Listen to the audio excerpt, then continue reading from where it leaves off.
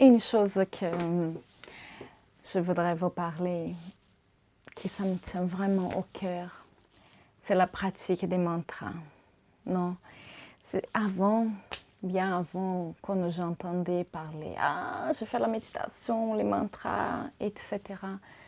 Je disais non, cet univers, il n'est pas pour moi. C'était quelque chose de très distant, de très superficiel. C'est dingue, hein, mais je pourrais dire ces mots-là. Et quand je me suis mis dedans, parce qu'on peut se mettre dedans de ce contexte, on va dire, spirituel, plus abstrait, souvent quand on passe des moments difficiles, non? C'est vrai que quand tout va merveilleusement bien, on ne va pas chercher des quelque chose, au moins par la curiosité. Hein.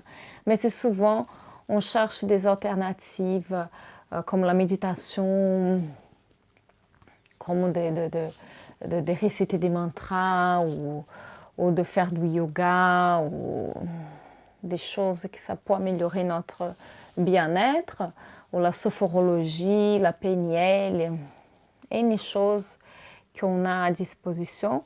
C'est souvent quand on passe des circonstances où on veut s'améliorer.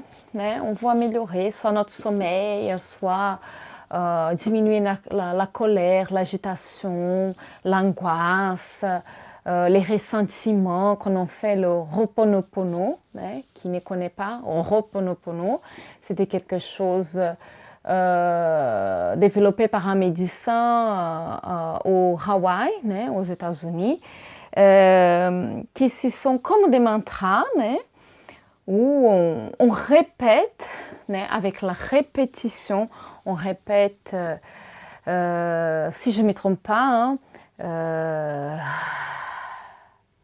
pardonne-moi, je t'aime, merci, non? Ce sont des phrases qu'on prononce en répétition, que ça fait un effet. Il y a des pouvoirs apparemment très, on va dire, magiques, non? Pour notre développement personnel dans cet contexte spirituel, non? Parce que parfois, on n'arrive pas à s'ouvrir, on n'arrive pas à franchir des choses dans notre vie parce qu'on a des obstacles, on a des nuages, on a des pierres sur les chemins, des choses qu'on n'a pas encore nettoyées, non? Donc, ce sont des mantras. Les Indiens, ils ont des mantras Ganesha, prospérité, Ganesha Kundalini, Ganesha amour. Né? Je ne parle pas de l'amour romantique, hein, je parle de l'amour pour tous les êtres vivants, pour toutes les plantes, pour tous les animaux. C'est ça, l'amour qu'on a envers son proche. Et tout ça, c'était des choses que moi, j'ai pu tester, non? Quelques-unes, comme la méditation, Vipassana, les Reiki, les impositions des mains, tout cet univers qui ne substitue pas une thérapie, une psychanalyse, une thérapie quoi que soit, thérapie brève ou de psychanalyse. C'est une autre chose, toute une autre chose. Né? On ne va pas mélanger les choses qui ne sont pas rien à voir. C'est comme on dit, je vais arrêter de faire du sport parce que maintenant, je fais de la cuisine. Donc, ce sont des choses qui n'ont rien à voir. Non. La méditation, c'est très bien. Pourquoi? Parce qu'on écoute les soins intérieurs. Né? On vit dans une vie complètement débordée, plein d'activités, plein des obligations, des tâches à faire. Et on fait les choses parfois comme un singe aveugle. uniquement parce qu'on doit faire, qui est dans les automatismes.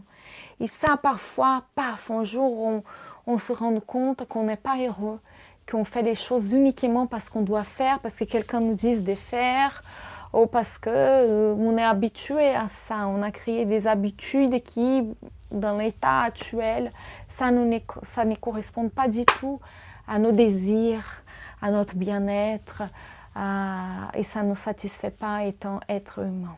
Donc la méditation, ça nous permet vraiment de se remettre à nous-mêmes dans un moment de silence. Et aussi, il y a des méditations guidées. Et là, on peut vraiment s'accrocher à notre essence. Et ça, c'est libératoire, non? Aussi, les mantras que je trouvais très intéressants pour les personnes qui s'intéressent. J'ai fait une rencontre ici à Paris, au Forum 104. Il y a beaucoup de méditations guidées avec des... là, c'était typique hindouiste, hein, mais bon, moi j'aime toutes les religions, je suis quelqu'un de très ouverte. Et pour moi, je suis tombée là-bas et j'ai embrassé cette expérience. Parce que moi, je crois que parfois, on a une idée que la religion, c'est quelque chose qu'on doit souffrir, né? Qu'on a cette image. Par exemple, les chrétiens qu'on a... Jésus, il a souffert pour nous sauver, etc. Donc nous, on s'imagine que nous, on doit aussi avoir une vie de souffrance pour se purifier, etc. Donc les mantras, dans cet esprit hindou, ce que j'aimais beaucoup, c'est qu'on récite des mantras comme au Krishna, au Ganesha. Il y a cette joie, né? Parce que on a envie de chanter, on a envie d'augmenter notre vibration, partager avec nos proches, nos amis qui souvent on est à côté, qui sont à côté de nous là. Et c'est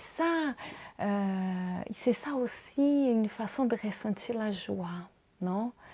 Parce que parfois et très souvent on croit que la joie c'est toujours à l'extérieur, ça va venir toujours de l'autre, ça va venir toujours d'un peut-être quelque chose d'extérieur, une sortie, ou acheter quelque chose, et c'est tout faux, c'est tout des illusions. Bien sûr que c'est bien de pouvoir s'acheter quelque chose, de pouvoir avoir une relation sympathique, d'avoir des amis, etc. Mais on ne doit pas s'attendre que l'autre va nous apporter quelque chose qui c'est à nous de retrouver avec nous-mêmes, non? Donc, si vous avez envie de découvrir plus de ce monde, on va dire un peu mystique et sensoriel, occulte, donnez-moi des conseils pour les prochaines vidéos à propos de ça. Et je vous rencontre peut-être la semaine prochaine. À bientôt.